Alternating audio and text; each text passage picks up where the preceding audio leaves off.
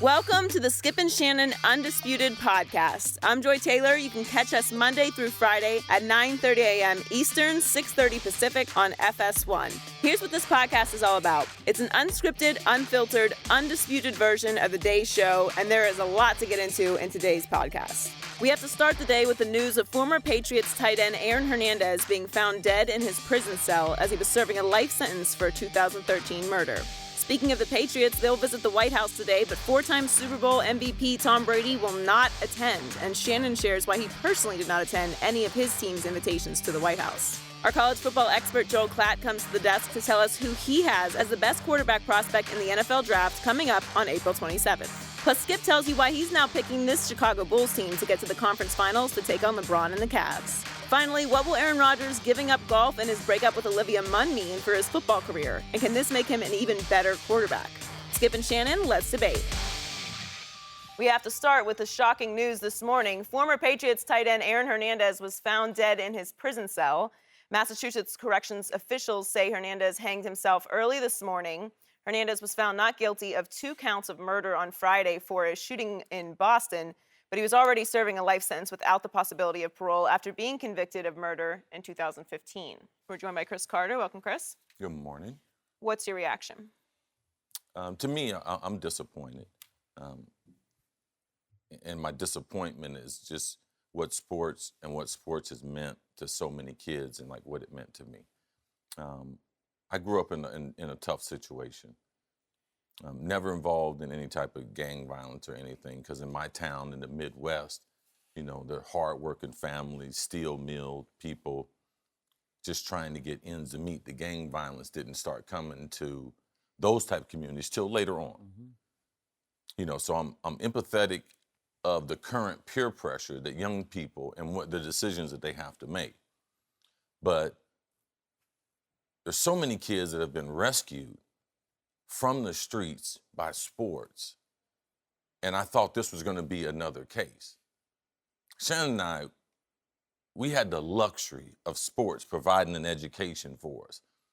And in providing that education, it also provided us an opportunity to meet different people, to speak better, to eat better things, to try to dress better, try to make a better life for Paw and my grandma, my sister, and all those things. And this is a colossal disaster. And the kid had all the help in the world. He went to the best schools. They offer everything from a medical to clinical to any type of help the athlete would need.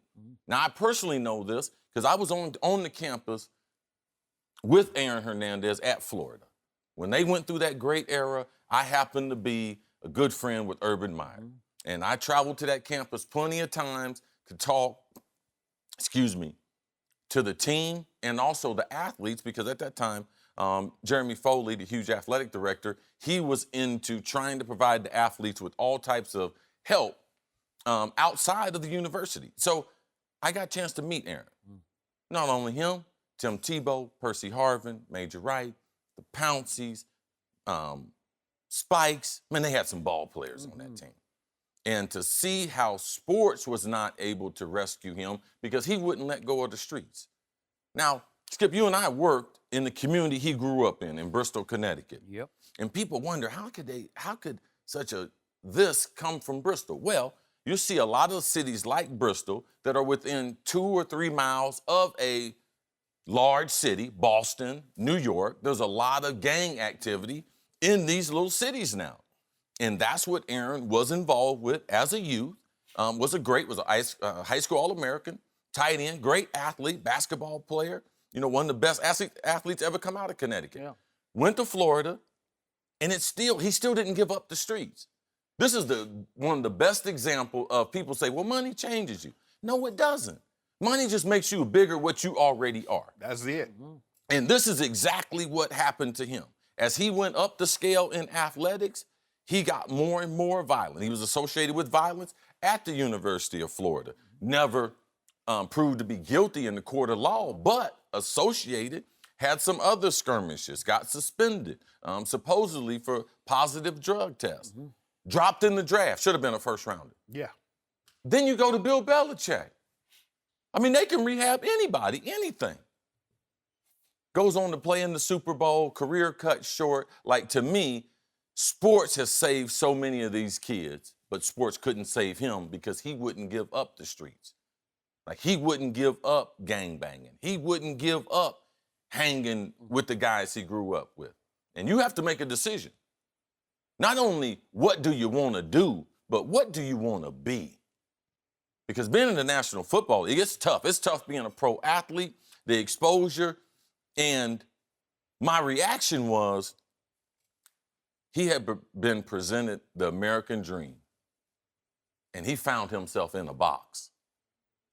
And to me, you know, let the investigation and everything, don't want to get ahead of that. But to me, he decided, I can't live in this box anymore. And that is the tragedy. CC, sports, the only thing from the time I was probably 9 or 10 years old, the only thing my brother and I thought about, we broke down many a sapling. Saplings are young pine trees. We and got a lot of red bug bites. Me and my brother would sit on there for hours and hours after school. What we want to do. How do we get Granny out of this environment? How can we not have to eat what we eat on a daily basis? How do we get out of cement floors, cinder block, tin roof? I laid in my grandmother's bed for 20 years and looked up at the ceiling and I could see the sky. Laying in my house.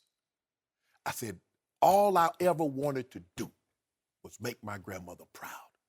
To make her proud was to leave Glenville, Georgia.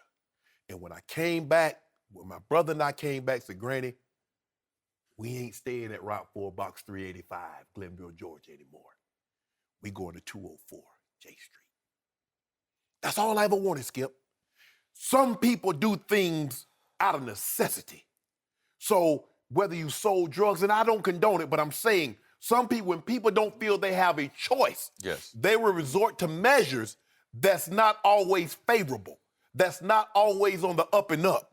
But once I remove myself from that equation, or an athlete removes himself from that equation, for you to still have that same mindset that you had as a struggling youth when you have millions, tells you just the type of person that you are. As CC said, money doesn't change you. Money might change your zip code. It might change your bank account. It might change your area code. It makes you more of what you already are. It gives you an opportunity, because if you're a druggie, Skip, guess what? I ain't got to worry about no nick. I ain't got to worry about no dime. I can get a pound now. Yeah. Mm-hmm. If I got a drinking problem, I ain't drinking that cheap stuff. I got that real good liquor now. Skip.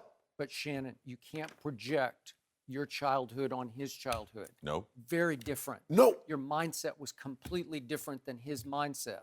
And I'm going to bring it back to Chris, because Chris has fought addiction before. I grew up around addiction, and I believe this is the equal of addiction. He was addicted to a lifestyle. He was addicted to a lifestyle where he wasn't happy unless he was going on the edge to over the edge and living the secret life of a criminal, of a gangster. And that's what made him the happiest, because you couldn't have a more blessed path than he had.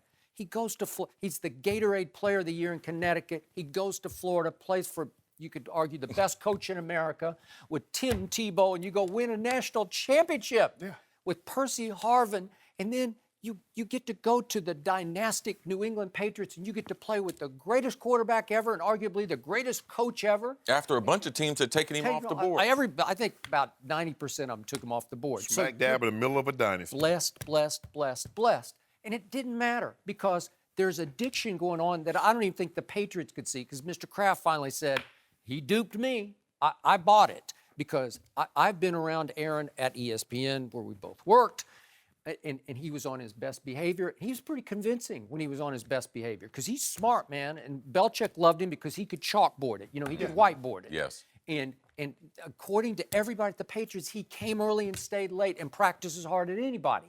So everything looked great from the outside in, or even from the inside out in some ways. But when he went home, man, he went to some other world, and that made him happy. So do I have any sympathy for? I can't have it. He murdered a guy. I think he murdered several people. I don't know that for a fact, but I think he did or tried to, because that's the way he lived, and that's what made him happy, right? But we're trying. But what CC and I are saying, though, Skip, is that when you're in that, Skip, a lot of times people engage in illegal activities because they see that's their only way out. Yeah. But if they get a way out, He's out. He got his big contract. look at George Foreman. George Foreman said, "Look." He's like, no, I'm not doing that anymore because now I have a legitimate means to earn a living. But the sad and the tragic ending of this is that he did not want to face the lifetime of being, as CeCe said, in the box. If we look at the Facebook killer, he takes a man's life, and when they're closing in on him, and he's going to have to face his judgment, what does he do?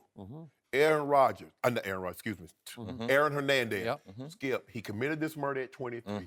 He gets the life sentence at 25. And unless he has an illness or he does what he does, he's about to spend the next 50 to 60 years of his life, because they tell you when to go to bed, when to wake up, when to eat. And guess what? Guys like him loves control. Because see, when you live that lifestyle, Skip, and you got that peace, you have the ultimate control. And disrespect is met with swift and harsh punishment. And he felt that if you stepped on his shoes, you spilled his drink, you looked at him in a certain way, Skip, he viewed that as you're disrespecting him. Yes, and I think one of the other things, too, as we move forward, is that, yes, he was a gangbanger. He was involved in gangs. Ain't no way to get around that. And we got a bunch of gangbangers playing the NFL still. It ain't like it's gone nowhere. You know, so for me are we going to learn from this? Is there someone out there now, you know, who's playing for an NFL team, not necessarily living the life that Hernandez lived, but on his way, because it doesn't take long. You know, so for me, let's try to learn from this, because regardless of how ugly it is, he is still one of the alumni and part of the fraternity that played in the NFL. Like, and what I hate is how we all get painted with the same brush. Absolutely. Now, so for me, sports saved so many of us, but this was one that sport couldn't save. Because think about it, and we were talking about it earlier, CC. Think about this, and this totally, Michael Vick had a $130 million contract. He was the highest paid player in the NFL, and he wanted to be chief operating officer of a dog fighting ring. Skip, I mean, that would be like somebody's worth $1 billion and say, you know what, I'm making money legal, but I want to run a brothel. But why would you go into illegal enterprise, Skip, when you've made it out? But like Skip said, we can't shortchange someone's upbringing or their mentality. Like, you're very, very fortunate, your grandmother and your grandfather. I'm very, very fortunate my mother had the fortitude to have 7 kids by the time of 25, but still keep us all on the right path. So we're very, very fortunate. I don't look at other people's situation and try to belittle them. Oh, no, I would never. No, but I'm thankful because you don't know what you can't handle.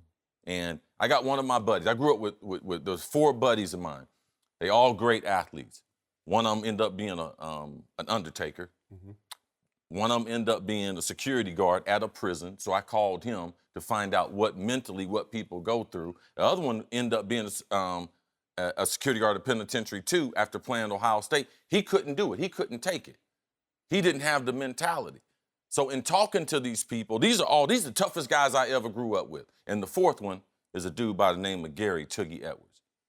And before the age of 40, he had done 8 stints in jail. And that's who I was on the phone with this morning. So there's all kind of opportunities were presented in our life. Right now, he just bought his first house. He's packing his bags. He's moving into a new home this weekend with his family. He's got his life together. He's got his credit together. And he's still one of my best friends. Everybody can't handle that prison life, Skip, because prison life is like the Serengeti. They're prey and they're predators. And you hunt or you get hunted. Because, as you say, I got a guy that's been in the prison, one of my best friends been in the prison. And he said, you know what he told me, Skip? He said the guy he doing life. And he said he walked by him, he talked to him, and he said, Mac, I like you. He said, even though I've done some bad things, he said, you show me the ultimate respect. He says, because you come here and you work 8 to 12-hour shifts to keep me in here and to keep me in line. Yeah. I get 24 hours a day to think about getting out or hurting you. That's true. That's the mentality that they have in there. Hey, do you think Aaron Hernandez ever thought for 1 second he would wind up in jail? No. No. No. Nobody No, does. but you can make yourself crazy trying to figure out why people make bad decisions or squander opportunities like Aaron Hernandez did. But the real tragedy is for the victims, his family, his daughter, his fiance, and the victim's family. No mercy. Reigning Super Bowl champion Patriots will visit the White House today. 6 Patriots said they will not make the trip. Some cited President Trump as the reason for not going. And Tom Brady just announced he will not be in attendance today. Brady issued the following statement: I am so happy and excited that our team is being honored at the White House today. Our team has accomplished something very special that we are all proud of and will be for years to come. Thank you to the president for hosting this honorary celebration and for supporting our team for as long as I can remember. In light of some recent developments, I am unable to attend today's ceremony as I am attending to some personal family matters. Hopefully, if we accomplish the goal of winning a championship in the future years, we will be back on the South Lawn again soon. Shannon, what's your reaction? Interesting, because I thought Tom Brady was one of the few athletes that were on the President Trump. He was nominee Trump at the time. President Trump's bandwagon early on.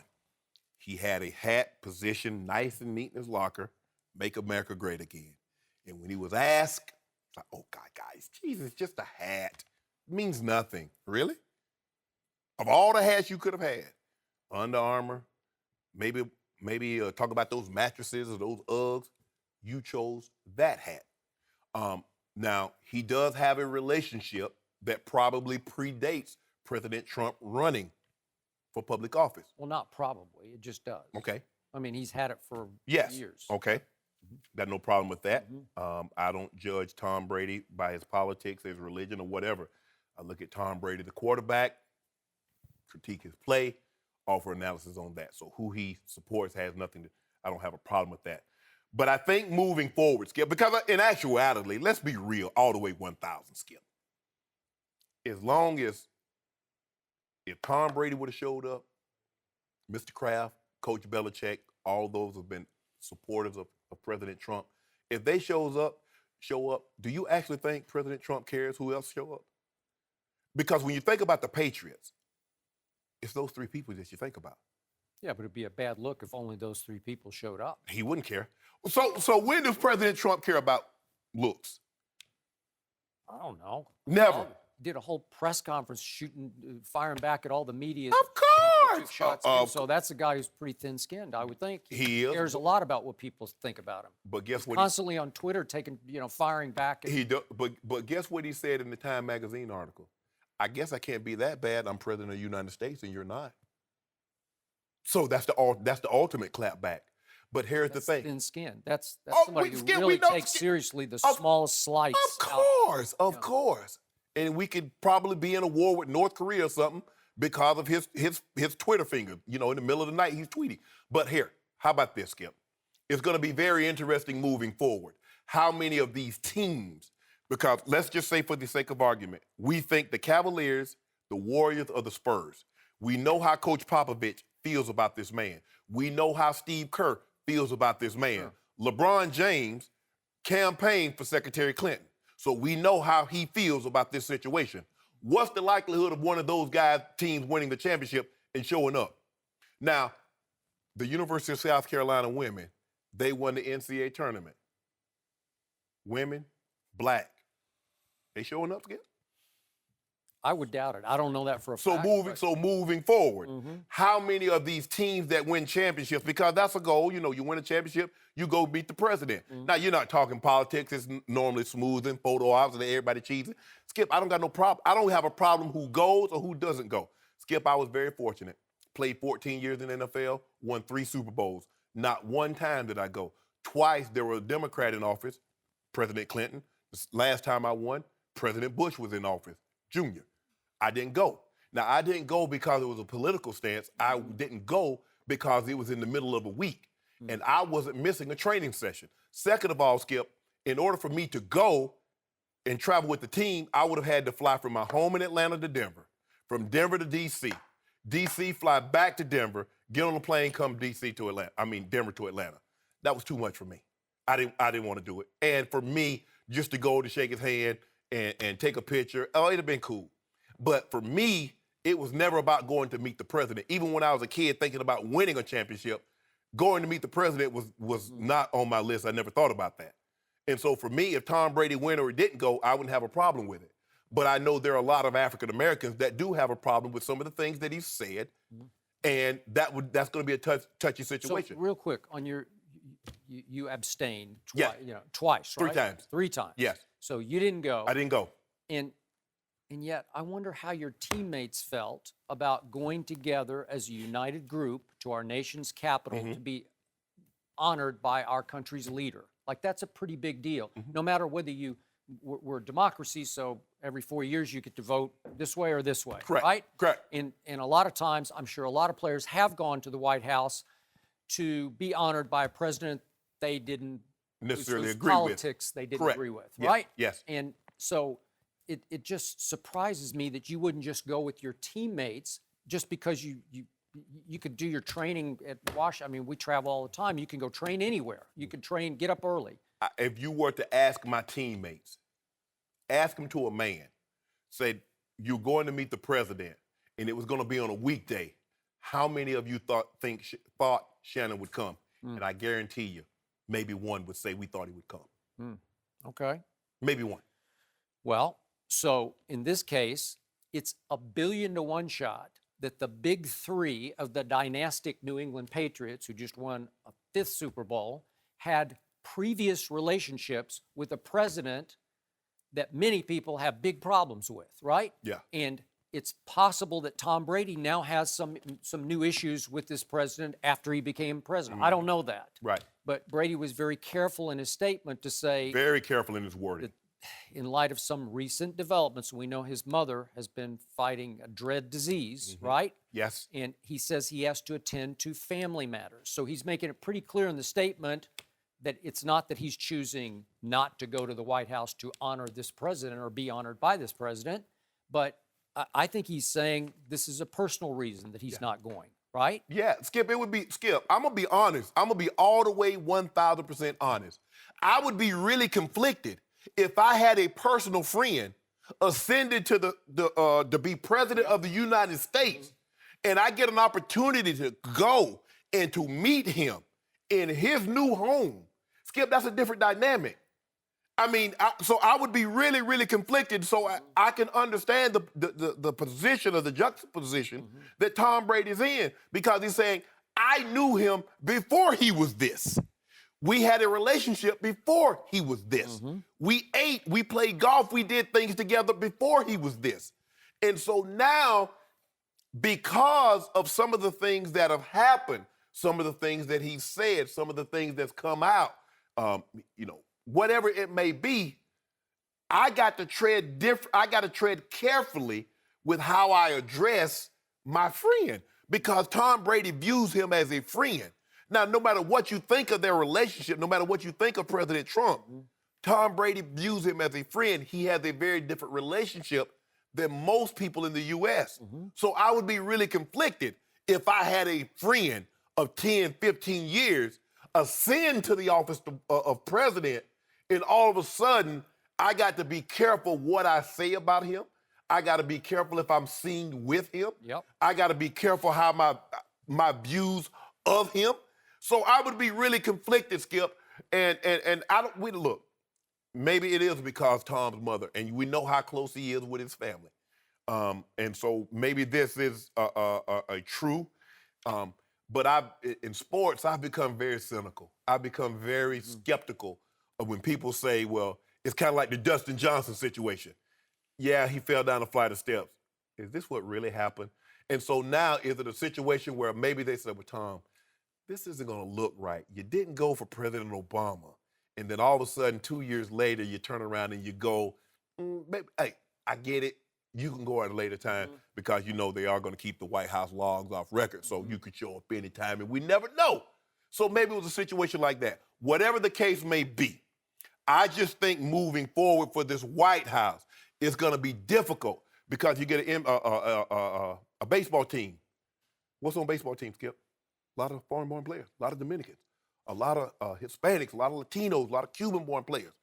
What are you going to do with that?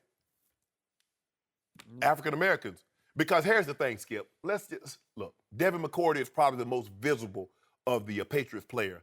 But how far do we got to go down before we get to his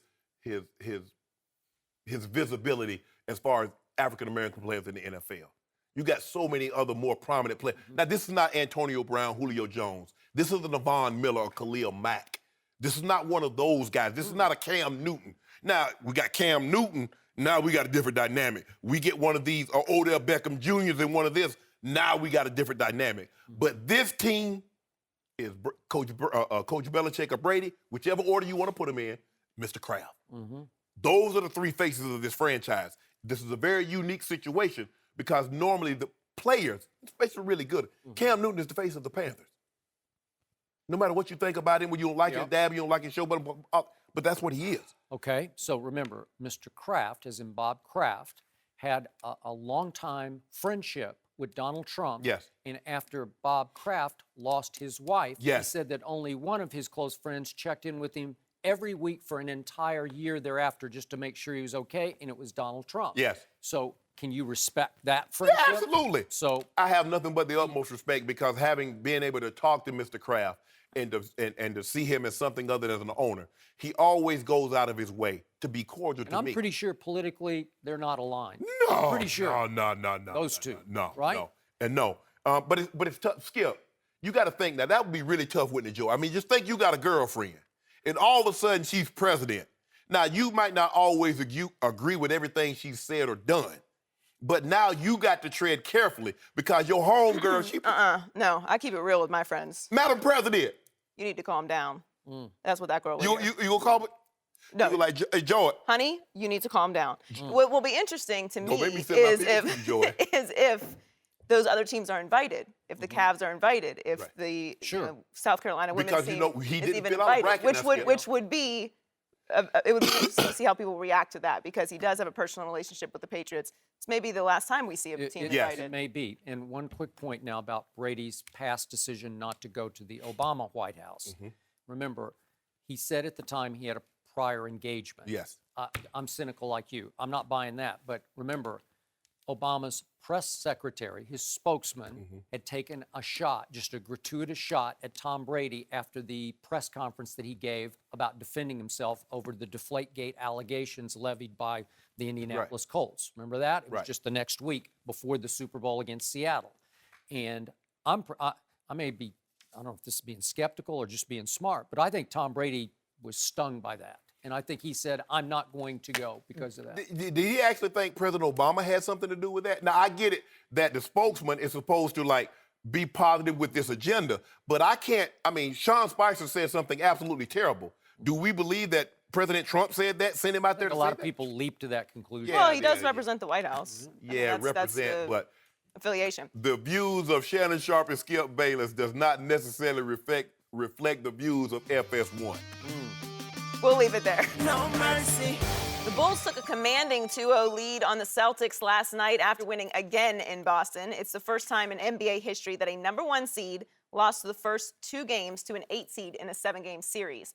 Jimmy Butler and Dwayne Wade each had 22 points, and Rajon Rondo tied a Bulls franchise postseason record with 14 assists. Let's take a listen to Wade and Butler after the game. Everybody's so locked in right now. Everybody's putting in extra work, watching that film, working on their game, and that's where your confidence always comes from.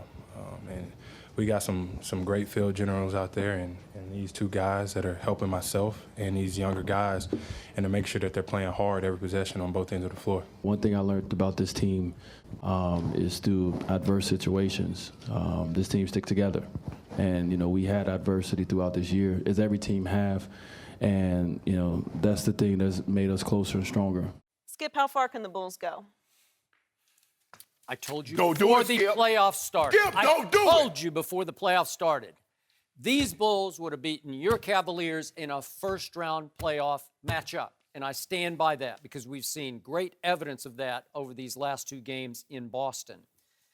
Now I'm rooting, obviously, for the Bulls to get to the conference finals against your Cavaliers, but it will be tougher in the conference finals because your Cavaliers will have had 2 rounds to sort of rediscover themselves. Oh, stop. Yeah, they need it to after 23-23 finish over their last 46 games. But I like this Bulls team a lot. Listen, I like the toughness. I like the star power. And I especially like the playoff experience because we saw the other day that Dwayne Wade really can't even dunk at this age. He's got bone on bone in both knees, but I want him on my playoff team because Dwayne Wade can still make plays that change games. He can steal the ball, he can pass the ball, and he can still shoot the basketball from threes because he made 3 threes last night. Where's this 3-point Wade coming from? It's playoffs. It's just time to do little big things that help a team advance in the Eastern Conference playoffs. And hey, I told you there's this thing called playoff rondo. And all of a sudden I'm seeing Celtics championship rondo come back to life. And again, he was a problem all year. He's belly aching. He's not happy. They're not happy with him. And that team struggled all year with him as sort of its epicenter. And all of a sudden last night he has 14 assists and a Westbrook-like 9 rebounds. And he was a big rebounder before Westbrook was a big rebounder. And Jimmy Butler is becoming a superstar to me on both ends of the floor because in the fourth quarter he's taken the best scorer in the fourth quarter over the regular season, Isaiah Thomas, and just taking him out of the game. He's just too long and quick enough to, even if Isaiah gets a step on him, he just comes from behind, blocks him in the lane. If you think about threes, which are small forward, you like LeBron, you like KD, and you like Kawhi. Jimmy Butler's got to be next on that list. And he's rising and shining in these 2 games in the playoffs. And I just like the feel. It seems like he's coming to life. Yes. And Robin Lopez, I got to tell you, you can say his twin brother, or not twin brother. Yeah, they're twins. Yeah, they're different kind of twins, but fraternal. But is his brother more offensively skilled? Maybe. But Robin is tough, man. Yeah. And he makes tough plays, gets tough rebounds, and makes tough shots that change games. Ever since that fight with Ibaka, he's been playing his tail off, Skip. Oh, man. He might need to get another fight. I like to watch him. And obviously, the Celtics finished first in the East by default because the Cavaliers just couldn't get it back together as defending champs. But I'm going to remind you again, these Bulls beat your Cavaliers all 4 times. Now, if they do get to the next round, and this one isn't over yet, you can't let Boston creep back into the series by winning Game 3 back in Chicago. Right. But the Wizards did beat the Bulls 3 out of 4, including the last 3. So it will ratchet up the toughness in the second round. But I still like the way this team is playing. And just because you have D. Wade on your team and they don't, I think I'm going to like them against the Wizards. And if they get to your Cavaliers, it's going to be very interesting because Dwayne Wade will test LeBron James in this series. Skip, you make some interesting points, and you got them going. They could possibly get to the Eastern Conference Finals, but it would be a lot more difficult going through Washington than if they were to hold on and beat the Celtics. I got them going to the Eastern Conference Finals. They can make it at least that far. But I don't believe they can beat the Cavaliers in 4 games. Oh, I'm shocked that you don't think so. But Skip, if you remember, I think it was 2013, 2014 season, the Brooklyn Nets swept the Miami Heat, swept them. What happened in the second round, Skip? Tell the people at home. I forget. I forget. You didn't forget, Skip, baby. What Tell did them what your happened. researcher tell you? He Skip, I asked you a simple question. Yeah. Who is it today? Steve Owens? Former Heisman winner? Do you remember? What did he tell you? Do you remember? What did he tell you to say? Are you going to let me talk? No, Steve wants you to talk. No, I want to talk. Go ahead. The Nets swept the Heat in the regular season. Yeah. And the Heat beat them in the playoffs 4-1. Do you remember that monster game that LeBron had? I think it was like Game 4, where he went for 49, 6-2. Yeah, I forget. You forgot that? They all blur. No, they all blur. Yeah, because he had so many monster games. According to you, he scores 49 every night. Jimmy Butler is a top 5 3-man, and that's saying something. When you got LeBron James, you got Kevin Durant, and you got Kawhi Leonard on that list, you got all NBA players. D. Wade has 3 NBA titles. He has a finals MVP. He's a 12-time All-Star. He has championship pedigree. But the guy that goes unnoticed is Rajon Rondo. Now, you remember in 2012, Skip, that game 2, he had 44 and 10. And there's 3 different types of Rondo. There's the Rondo that's going to cause you some problems, that's not interested. He's going to butt heads with the coaches because he says, I study film and I know the offense that I should run. If you remember, Skip, they got rid of him in the Mavs. They said, now don't even come to work. We don't even want you to come to work. And he went to Sacramento and he had a cup of coffee there. And so Dallas. Right. Yeah. So that's that Rondo. And then you get the TV Rondo, that when he plays on national TNT, ABC, he plays on the network game, you better be careful. And then you get this playoff Rondo. Because this guy was the starting point guard on an NBA championship team. And although he doesn't get the credit that the guys, the Paul Pierces, the Ray Allens, the Garnetts, because they're going to be all first ballot Hall of Famers, but he was a very, very, very integral part. And then they went the following year to 7 games. They lost to the Lakers, and they went 7 games in the Eastern Conference Final and losing to the Heat and LeBron James. So, Skip, don't minimize how well he can play. And he's a better defender than you think, too, because he's long. Now, the Celtics' problem is, I don't know what they thought they would get when they got Al Horford. But if you thought Al Horford was going to be the missing piece to get you over the hump in the Eastern Conference, you're sadly mistaken. Because he didn't get Atlanta over the hump in Atlanta. He did not. Isaiah Thomas has to be great. The demise of his sister, tragically, is where, Skip, this man is a 90% free throw shooter. He missed 6 free throws last night. The guy shoots free throws so well, he normally missed 6 in 2 weeks. He missed 6 in 1 ball game. I agree. I thought for a second, I said, damn, that's my homeboy LeBron shooting them free throws right now. You admit that? I said, that's my homeboy LeBron. Wow. Skip, 7 to 13. And on the 3, Skip, he wasn't close. Nope. Skip, he was hitting backboard. I thought in game 1 he played really well. I thought he played, given the circumstances, he played unbelievable. But I think maybe now the moment set in. And and the realization of what has happened. This is not Isaiah Thomas, Skip. This guy, I mean, he's been spectacular down the stretch. Since the All-Star break, he's been spectacular. But what we saw last night, but when you look at it, Skip, Al Horford gave you 7 points. How you supposed to win when arguably your second best player gives you 7 points? Skip, they paid this man a max contract. He gave you 7 points.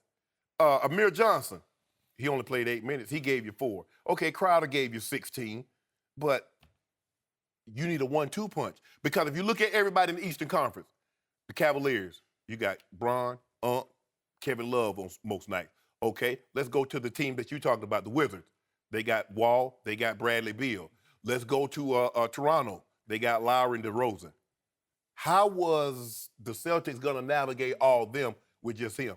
Now, I tell you what, I bet you Danny Ainge's kicking himself, because you mean to tell me if you have Jimmy Butler and Isaiah Thomas, you have Paul George and Isaiah Thomas, now you don't have a realistic, I don't think anybody thought outside of Boston locker room and their fans that the Boston Celtics could get out of the East. They were the only ones, the team and their fans. Well, I agree with you, though. I think Danny Ainge said, I don't want Paul George, and Jimmy Butler's going to cost too much of my draft haul that I have, draft pick haul. How much? So what's too much for a chance to get to the NBA Finals? To me, nothing. I mean, there's no price. You should just pay whatever the price is. So if you can get Jimmy Butler, you just go get him. So let me ask you a question, Skip. Who can they draft? Lonzo Ball, Fultz, Jackson, whomever. But you made the point. They're waiting for LeBron to get old. Yeah, exactly. And he's getting old. Oh no, Skip. He is. Now, hold on. How do you get older and you have career highs in assists and rebounds? Where they do that at?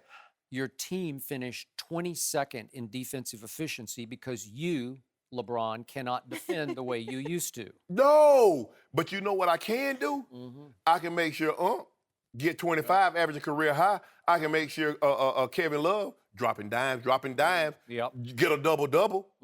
I can make sure these specialists look real great. You know what you better make sure of? that your Cavaliers sweep Indiana, which I think they will. Yes, they No! will. And then they're going to beat Toronto in 5 because Kyle Lowry made a big step-back shot last night to save the game against Milwaukee.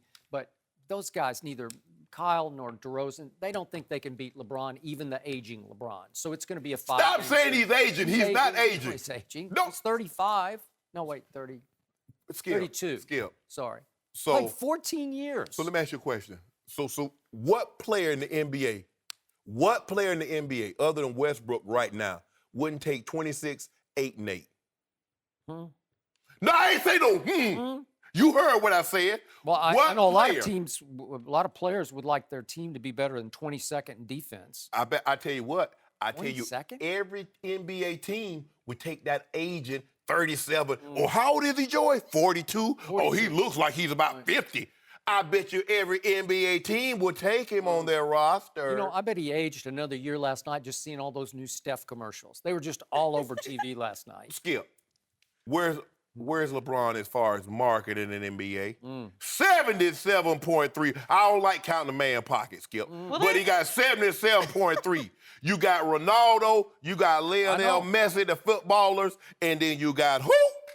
Well, you got LeBron, Who? and maybe he's easing into his second life as an entrepreneur, right? Got Blaze Pizza doing like 800% profit. Well- We got Beats. I know this is very conflicting for me to root for the Bulls.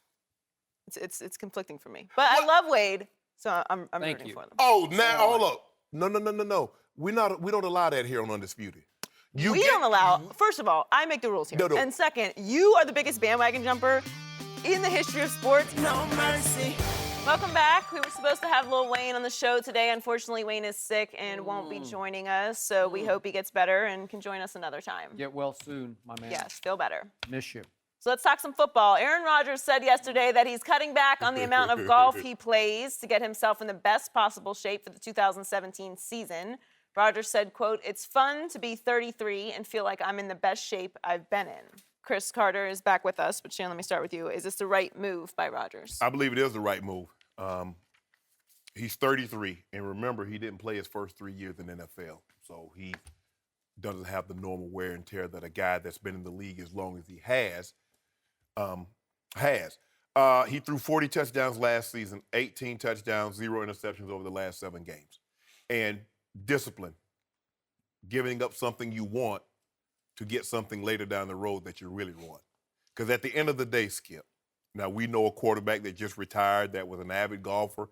He tried to qualify for the U.S. Open on several occasions. But Aaron Rodgers is looking at it and says, you know what? Ultimately, my career, my resume is going to be about what I accomplished on the football field. CC, on your plaque in the Hall of Fame, does it mention anything about you were a great pickup basketball player? No. What about the jerseys that hung on the rafter? Does it mention anything about your great hoop skills? No. So guess what, Skip? At the end of the day, nobody is going to care whether Aaron Rodgers was a scratch golfer or not. And this is what he's saying. It is more important to me. I love golf. We see him. He plays Pebble Beach, I'm sure. Seen him in Tahoe over the last 2 or 3 years. He loves golf. But he says, you know what I love more than golf? Playing in the NFL, playing great football, winning championships. And I believe in order for me to continue to play at the level that I want to play at, I believe in order for us to get to and win another Super Bowl, this is what I'm willing to do. Not only am I willing to eat right, not only am I willing to train properly, I'm willing to give up because, you know, that's a lot of wear and tear on my back.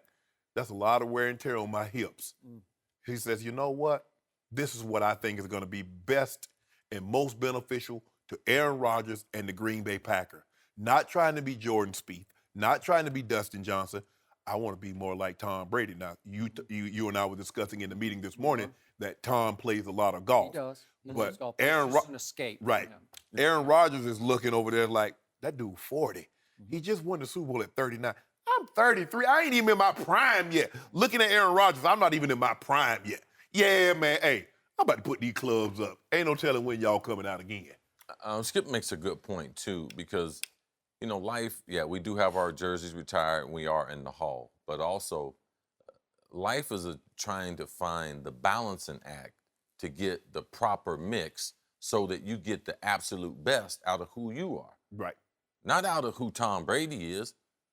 So Aaron Rodgers, it's more like he has to be himself. So with Aaron Rodgers, he plays in Green Bay, all right? He has a very, very short golf season, all right? He's not like Tony Romo. If Tony Romo's playing in Dallas, Tony Romo can pretty much play golf year-round. So what Aaron is saying, I can't play anyway during the season for the most part. They got the U.S. Open there in Wisconsin there. It's going to be great. It's here on Fox. It's going to be outstanding. But the golf season is very, very short. Now, there's a lot of pro athletes like myself that we played a lot of golf. I have a very low handicap. I enjoy golf. But I was able to prioritize that I'm not playing golf before I work out. Right. Now, I get my workout in. I spent a lot of time in Florida. So I have a lot of respect for the sanctity of golf and where golf takes us. When you're Aaron Rodgers, I learned this from Michael Jordan. He's like, Chris, where else can I go? Besides the golf course and the casino, besides being in my room or my house, Chris, like, where else can I go to be myself or to relax or to have my friends? So those are some of the things, the sacrifices that certain people, especially sports figures, wealthy people, that they have to make. So I'm not going to make a big deal out of playing golf. I am going to tell you what I think happened. Aaron Rodgers played in such rare air last year, because I know there were some times I got to a level of catching the football, I surprised myself. And when I got in that state, I said, I'm going to try to maintain this. So now let me try to drink a little more water. Let me take certain things out of my diet. Let me try to get even better at this. No, I don't know where this could end up. And I think what Aaron showed us last year, and when you get in your 30s, that's the typical speech. At OTAs and the training camp, the coach, media comes up, hey, Shannon, what kind of shape you in? What you say? Best shape of my life. So everybody's okay. So it's April. All right. I understand, Aaron. You've been in the news a little bit. You gave up your girlfriend. You gave up golf. Yeah, he gave it up. He gave that up. You gave it up. You're giving up an awful lot, bro. You see what he gave? Get some balance. Olivia Skip. Look at me, Skip Bayless. He gave up Olivia Munn and golf. He might throw 70 touchdowns next year. Either that or he might throw 7. Olivia Munn from Oklahoma City, Oklahoma. Just had to throw that in. Whatever. I just had to throw it. That's the only. So, even though I am not a big Aaron Rodgers fan as a guy, drives me a little crazy, irritates me with his thin-skinnedness and his arrogance, but that's okay, because I think from all we've just heard and read and everything you just said, I think he's poised to have a monstrous year this year.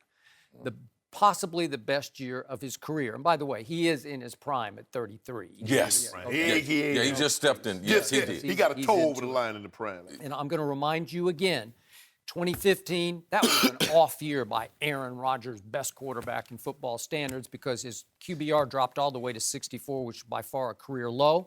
And remember, all 3 of their division rivals, including your Vikings, went to Lambeau Field and beat them at home. All 3 of them did that year. And remember, they started off last year 4-6, and he wasn't very good. My guy, Dak Prescott, the rookie from nowhere, the 4th round, he went into Lambeau and beat him badly. And he had a QBR in that game of 35. So he struggled to 4-6. And when he caught fire, man, he caught blazing fire, because I'm with you. That's probably the best stretch of his career where he just said, what am I doing? But look, I don't know his personal life, and I don't pretend to, but from a distance, everything we've heard and read, Olivia Munn and his relationship with her had damaged his relationship with his family. I think that's a fact. So if we're going to take that one to the bank, then it's a good thing that they split up for his sake, to sort of revive his relationships with his family, because you can't tell me that wasn't distracting him a little bit off the field. There's just too much going on there that now he's cleared the decks of that issue with his family, with his immediate family, and also he's recommitted to his nutrition. And they said he came in underweight, which is a pretty good sign this time of year. And look, golf, you play a lot of golf, I play a lot of golf. To me, the fear I have of golf for a lot of people is it can be a weight-gaining sport, right? Weight-gaining sport, because you're on a cart, you just have stuff on the cart, and you're going to drink beer, I don't drink beer, but you're going to have sandwiches, or the cart girl's going to come along and you're going to get something else, and it's a way. I'm on that Paradise. Okay. Or you play with Michael Jordan, you play so many holes, he don't even let you eat. Okay. Well, that's a whole nother. Michael, he's trying to take everything from you. Okay. but he's smoking his cigars all the way, right? Yes, absolutely. So the point is that Tom Brady plays to escape in golf. Right. Tony Romo played golf because I promise you, and I know a lot of people who know Tony, he loved golf even more than he loves football. He loved basketball even more than he loved football. And it's why he never committed full-time off-season to football, to getting ready to be the best quarterback he could ever be.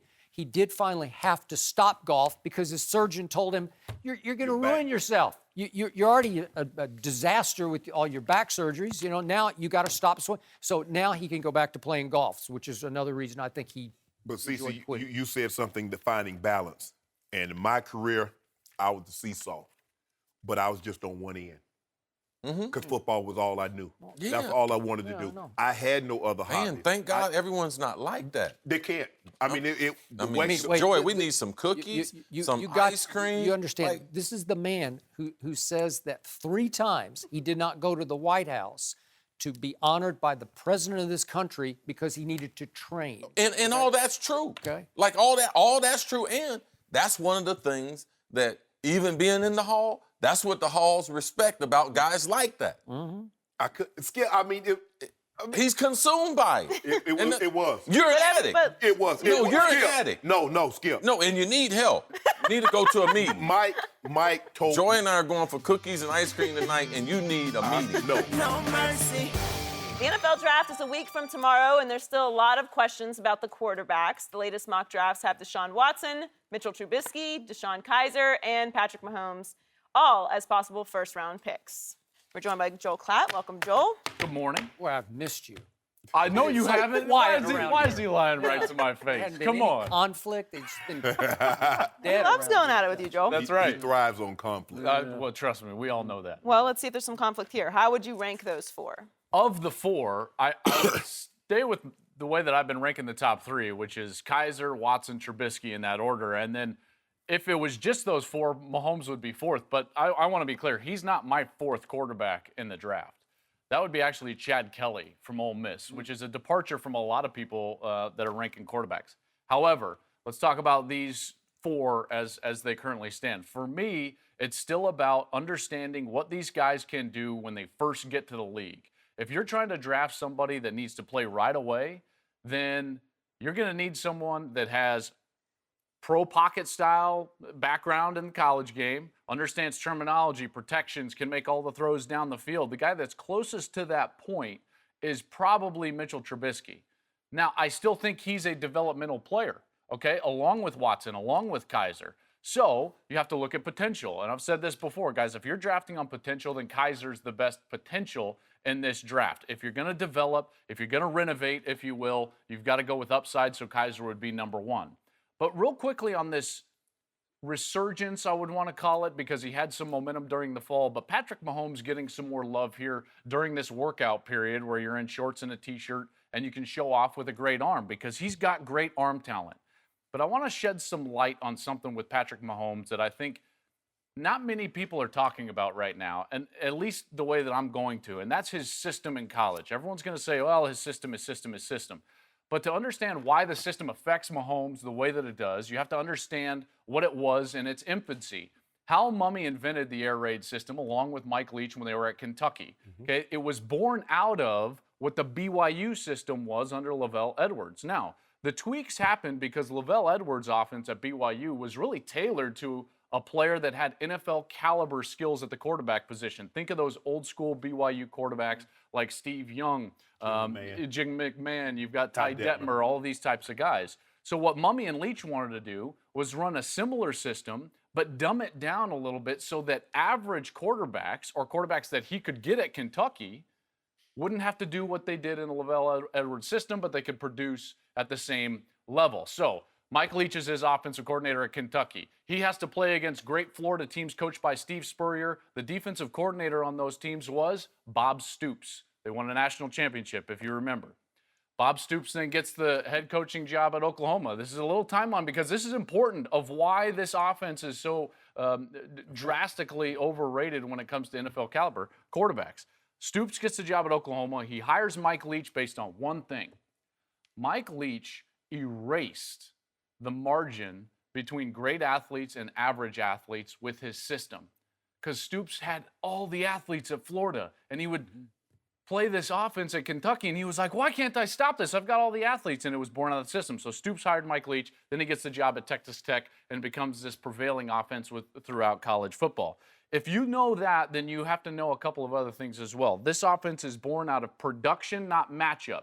It's born out of simplicity and not intric difficulty when it comes to the schematics. So you're talking about shotgun, changing very few routes. You're talking about staying right side dominant, not changing protection, reading things like the progression just to open grass rather than huddles, play clocks, terminology, passing protections that are changing and manipulating from the quarterback position. I'm telling you all of this to say Patrick Mahomes played a very different position in college than what he's going to be asked to do in the NFL. So while he's got a lot of momentum right now, and I know you like him a lot, Skip, because he was on, and he's a very likable kid, and he's a great talent. But what he's going to be asked to do in the NFL, far different than what he did at Texas Tech. He did defend himself yesterday by pointing out that they don't run their offense, their air raid, by holding up signs after you see where the defense is going to set to start off the play, right? Because a lot of them have to hold up all the signs on the side. Oh, we're going to run that play. That's the way at OU they ran the plays under Stoops. But in this case, he said, I called everything in the huddle. I called my protections. I had complete leeway to change everything on a moment's notice. And I believe he was in command of his offense more than most of these quote-unquote run and shoot or air raid type quarterbacks are. I do think he's extremely gifted. You could just see it. The throws that he was making were not Graham Harrell kind of throws or Cliff Kingsbury kind of throws when he was there, which were more system throws where you're saying that's an under-talented quarterback who's just getting away with throwing little mid-range darts, right? So I saw I compare him to Tony Romo because he's got athletic ability. He was a shortstop. He would have been drafted as a shortstop or an outfielder. You've been through this yourself. And I think he's got charisma to him where he has feel for football that I don't see a lot of those system quarterbacks have. And I think he is shooting up the charts, even though his success in college football wasn't team success because they went 5-8, and I can't defend that. And I watched every snap of that game in which he threw for 734 yards against Bob Stoops' defense on 88 tries, which is just outrageous. You would have liked to throw an 88 passes. I would have loved to have thrown right? 88 passes. But he's got big arm talent and big athletic talent to go along with it. And I think he has a feel for football that I never saw from Mitchell Trubisky. And I watched, 4 or 5 games, and I just kept saying, he's just another guy to me with talent. There's no doubt. Deshaun Kaiser has big talent. And I'm with you on upside, but I think he's very immature sort of mentally, physically, like he's got a lot to learn. And that's why his coach stepped up and said he shouldn't leave yet. He's got too much more to learn. So I think he's a big project who could pay off down the line. But to me, I'm not going to bet against Deshaun Watson at the top because we've talked about those 2 big-time games, 2 championship games, could have won both of them. When you throw for that many yards and run for that many yards against the best defense in college football and the best defensive coordinator in Nick Saban, that's what you guys tell me in college football, I'm taking to my NFL bank. And to me, quarterbacks are so crucial to your success in pro football. Yeah. I'm taking them high, and I don't even look like if I'm Cleveland, I'm taking Deshaun with the first overall pick, and I'm not looking back. Even with the 11 total picks that they've got in the first 2 rounds in the next 2 drafts, you would still take a pick that high. But you're going to have to gamble. If you love Deshaun Watson, I'm just saying, and they clearly don't from all that I'm reading. But if you reports do, are that they love Trubisky. Okay. They love Trubisky, apparently. So if you're in love with him, just take him number 1. Don't risk that somebody's going to snatch him after they smoke screened you for a month. Right. Where you said, oh, they don't love Trubisky, and then they take him.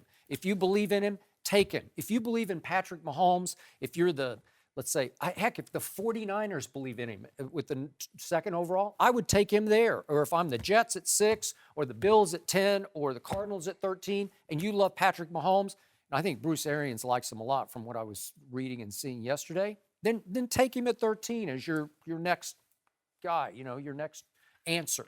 For me, and I didn't go, and I'm not going to pretend that I watched hours and hours of film, but I like Deshaun Watson because on the biggest stage, in the biggest game, when the lights were the brightest, he shone the brightest. Yeah. And everybody keeps saying, well, you look at all the talent that he had.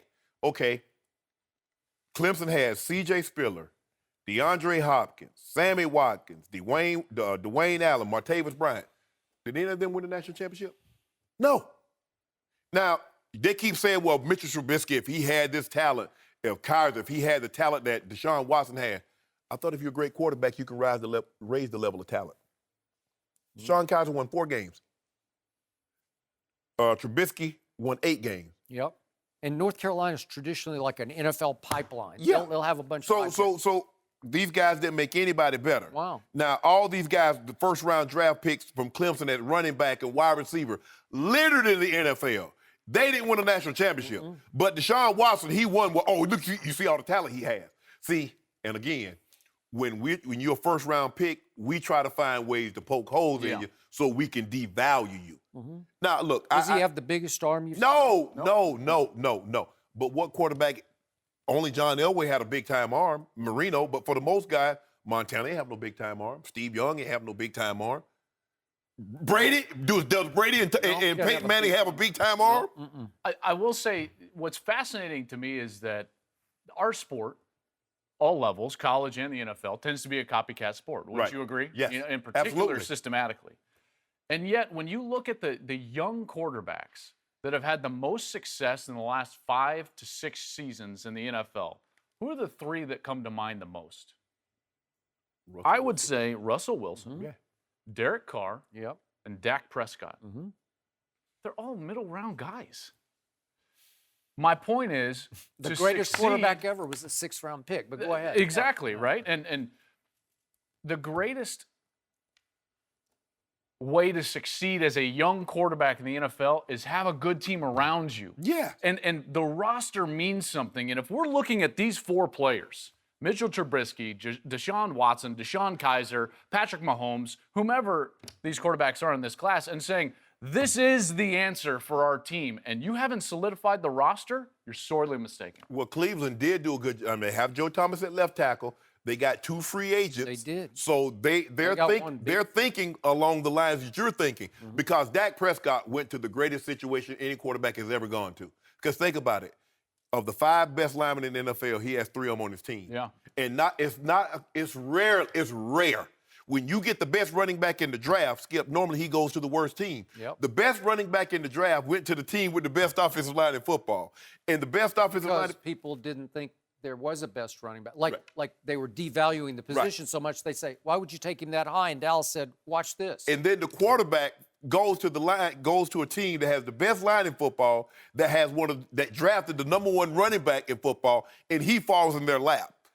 Normally, as a quarterback, one of these guys, you go into a crappy team. They don't have a Zeke. They don't have 3 first-team All-Pro offensive linemen. Nope. Now, Cleveland, I think, whoever goes to Cleveland, I think they're going to be in a better situation because the offensive line, Hugh Jackson did do a good job in the offseason of solidifying the offensive line. Now, I'm sure some teams are going to call and try to pry Joe Thomas away, but why would you trade Joe Thomas now when you've added a center and a guard and you're going to possibly get a quarterback that can possibly take you where you want to go?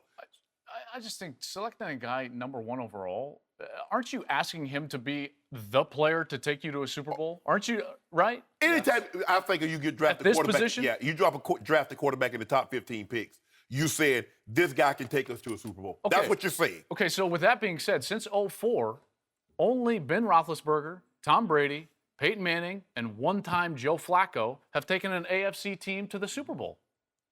You're telling me that this, like, one of these guys is the answer? I'm sorry, I have a hard time with that. So why not, if you're Cleveland, you take the 22 picks in the next 2 drafts and you do what Seattle did or Denver did when they were drafting with a lot of picks and load up on the defensive side? Because a great roster can and will, in the current day and age, take you to a Super Bowl. Cleveland taking a punter. They're going to take a punter. They'll probably take a punter #1 overall. They'll probably take a kicker with the 12th pick in the draft. And then somewhere in the second pick, they'll probably get a long snapper, wide receiver. You know Cleveland gonna mess this up, Skip. You sitting over there like you got hopes and dreams and aspirations of them getting a Hall of Fame Pro Bowl players. You know they gonna screw this up. Just because you like someone doesn't mean you should take them #1 overall. But Joel, you're saying then let's just try to get lucky with a 4th-round quarterback, right? Let's take somebody. See, I don't think that you're getting lucky. See, because, and let me be clear about these players, Carr, Russell, and Prescott. Do they have ability? Yes. They've got great intangibles and great ability. A lot of their success, however, was due, in particular earlier in their career, you can look at this with Dak Prescott, to the roster around them. They were able to make mistakes. They weren't the ones being leaned on to make the play every time a third down rolls up, because those players are very rare. That's what I'm saying. At number one, you should not be taking one of these quarterbacks. Do you realize how Ill-advised. good the Dallas roster was a season before? Yeah. Okay, it was pretty much the same except without Zeke. But they had Darren McFadden, who was what do you have, 1,200 yards? Yeah, he was over 1,000. He was over 1,000. Really good. And they had Murray the year prior, who Okay. led the NFL All right. in rushing. But my point is, they went 1-11 without Tony Romo because they threw in Brandon Weeden, and it's like you still have to have a guy. Dak Prescott, you're still not giving him enough credit for how great he was last year. Skip, you just can't be incompetent. The people, the Brandon Weedens, the guys that they were throwing in there were incompetent. Yeah. But here's Matt the thing. Castle, Derek Carr, what do they have? Offensive line. They can run the football. They got Crabtree. They got the Cooper. Dallas Cowboys, what do they have? Offensive line, got Zeke, got Witten, got Dez Bryant. And they had a below-average defense that the offense had to carry by controlling the football, by making play after crucial, efficient play where you can't screw it up. But if Dak was as good as you say he was coming into the draft, why wasn't he selected in the first round? Because they blow it every year. There'll be 50% misses in the first round. You can just chalk it up right now. 50% misses in the second round, That's the what I'm third saying. You round, can the just go fourth right round. through it. But the first round is obviously your most valuable pick, yeah. and half of them will be busts. They'll Well, just swing and miss. I'll tell I will borderline guarantee if one of these players is selected number one overall, that ain't working out. I think Deshaun Watson could stand up to the pressure of being number one because I saw him do it. He's the clutchest quarterback in college football, and he played the best in the biggest, brightest lit moments. I agree, and I don't all at the same time, because there were some enormous mistakes, even in the last drive against Alabama. Alabama dropped 2 interceptions, just right in their basket. Well, they should have lost to NC State. Should have lost to NC State. They should have lost. They did lose to Pitt, who's another guy that I would put in my top 5. By the He's way, no really one's good. talking I about do Nathan like him. Peterman Yeah. from Pitt. Watch out for a guy like Nathan he Peterman, did a great pro-style job with Coach offense. Gruden and- He's the type of guy, you put him with a great roster as like a mid-second round pick, and Nathan Peterman could be your next Dak Prescott. And we're He sitting here, originally- how did we miss on Nathan Peterman? He started at Tennessee and lost out. To Joshua Dobbs, had to go to Pitt. Yeah. We'll quote you when we miss on Joel Klatt said it. No mercy. This is the Skip and Shannon Undisputed podcast, where we're delivering you an unscripted, unfiltered, undisputed version of the biggest topics of the day's show. Be sure to subscribe to the podcast on iTunes, like us on Facebook at Undisputed on FS1, follow on Twitter at Undisputed, and catch us at 9:30 a.m. Eastern, 6:30 Pacific, Monday through Friday on FS1. You can find us on channel 219 on DirecTV, 150 on Dish. Thanks for listening, everybody. I'm your host, Joy Taylor. That's all for us today. As some of you know, Lil Wayne was supposed to join us today, but he was not feeling well this morning. So we hope you get better, Wayne, and look forward to having you back. But tomorrow we're joined by actor Morris Chestnut, and our man Nelly will be here. We'll see you then. Fox Sports 1 of 1.